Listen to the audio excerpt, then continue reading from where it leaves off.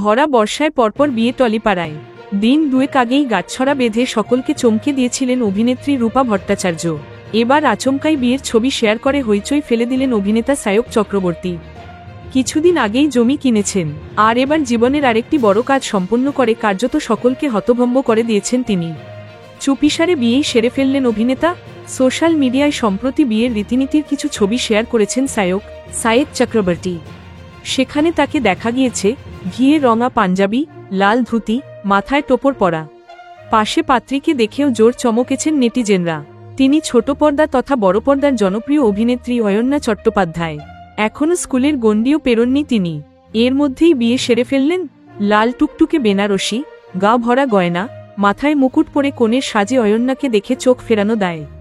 গায়ে হলুদ, 7 পাক থেকে সিঁদুর দান সব ছবিই সোশ্যাল মিডিয়ায় শেয়ার করেছেন সায়ক চক্রবর্তী। সেসব ছবি এখন ভাইরাল নেট পাড়ায়।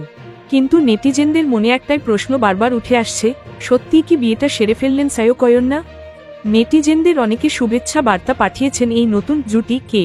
আবার অনেকে মন্তব্য করেছেন, আদৌ আসল বিয়ে করেছেন তারা, নাকি সবটাই কোনো প্রমোশন বা শুটের অংশ।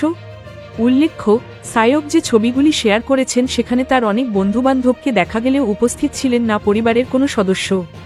তাই অনেকেই মনে করছেন এটা নিশ্চয়ই মিছিমিছি বিয়ে, ম্যারেজ, কোনো শুটেরই অংশ।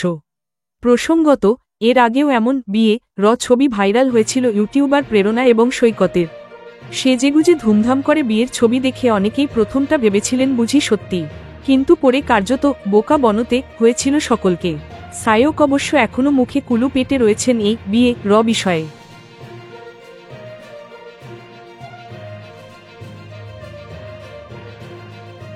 Thank you so much for watching our videos. Please do like, share, and subscribe our channel.